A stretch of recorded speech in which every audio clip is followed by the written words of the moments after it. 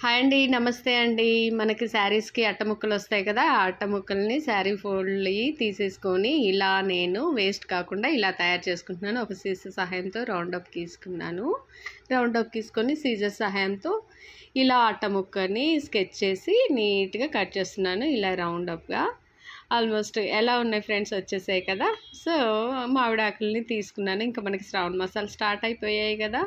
So, ఏవో ఒక designs ఇంట్లో చేసుకొని ఇంట్లో పెట్టుకుంటే బాగుంటుంది కదా! చూడటానికి వచ్చిన వాళ్ళు కూడా చాలా బాగా అనిపిస్తుంది. చూడటానికి కండ్లకి ఆహ్లాదకరంగా పచ్చని చెట్ల మధ్యలో, పచ్చని ఆకుల మధ్యలో అమ్మవారిని కూర్చోబెడితే చాలా శోభదాయకంగా ఉంటుందన్నమాట. సో, నేను ఇలా ఫోల్డ్ చేశాను ఆకుని. చూస్తున్నారు కదా మీరు. చూసి నేర్చుకోండి ఫ్రెండ్స్, ఇలా చేస్తున్నాను అనేది. సో, ఇంకా ఇలా ఆకును ఫోల్డ్ చేసేసి పిన్ చేసేసి ఇలా మధ్యలోకి కట్ చేస్తున్నాను. నీట్‌గా పాన్ షేప్, బొకే షేప్ వచ్చేస్తుందనమాట. ఈ దాన్ని మనం కట్ చేసి పెట్టుకున్న పేపర్‌లోకి పిన్ చేసేయాలి. పిన్ చేసేస్తే అలా స్టిఫ్‌గా ఉండిపోతుందనమాట. సో, ఇలా నేను డిఫరెంట్ ఐడియాస్‌ని నేను చేస్తూ ఉన్నాను. మీరు కూడా చూసి నేర్చుకోండి ఫ్రెండ్స్. ఇలా జస్ట్ ఇంతే ఫోల్డ్ చేసేసి మళ్ళీ పిన్ కొట్టేసుకోవాలి. ఆల్మోస్ట్ అన్నీ ఇలాగే చేసేసుకోవాలి ఫ్రెండ్స్.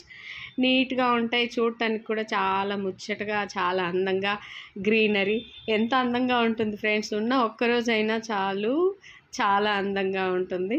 నాకైతే చాలా ఇష్టం మామిడాకులు అంటే. మామిడాకులు తోరణమైనా, మామిడాకులైనా అసలు ఆ గ్రీనరీ అసలు చెప్పడానికే ఉండదనమాట. అంత చక్కగా ఉంటుంది. మళ్ళీ ఒక ఆకుని తీసుకొని ఇలా స్మూత్‌గా చిన్నగా కట్ చేసుకోవాలి.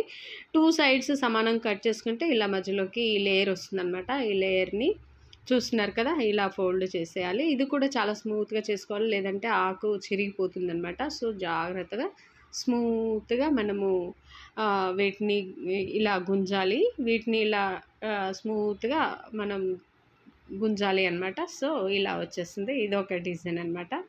చూడండి, బాగుంది కదా!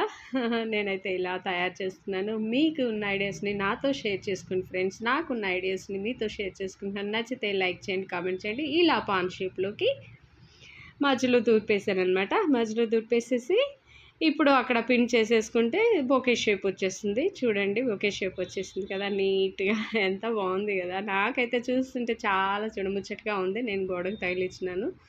బాగుందనమాట. ఇలా కట్ చేసేసుకోవాలి. ఇంకా ఇక్కడ ఏ ఫ్లవర్స్ పెట్టుకుంటారా, ఈ పాన్ షేప్‌లో ఏ ఫ్లవర్స్ పెట్టుకుంటారా అనేది మీ ఇష్టాన్ని బట్టి ఉంటుంది. నేనైతే యెల్లో పెట్టాను, చామంతి పెట్టాను, రోజ్ ఫ్లవర్ మధ్యలో పెట్టాను. కానీ వెయిట్ ఆపుతుందనమాట. నేను దీనికి ఏం పిన్ చేయలేదు. మన ఇష్టం, ఎలా అయినా పెట్టుకోవచ్చు. సో, నేనైతే ఇలా ఐడియా చేశాను. ఎలా ఉంది ఫ్రెండ్స్ నా ఐడియా? నచ్చితే చిన్న లైక్ ఇవ్వండి, కామెంట్ ఇవ్వండి. ఇలా గోడకు తగిలిచ్చేసాను. సూపర్ అంటే సూపర్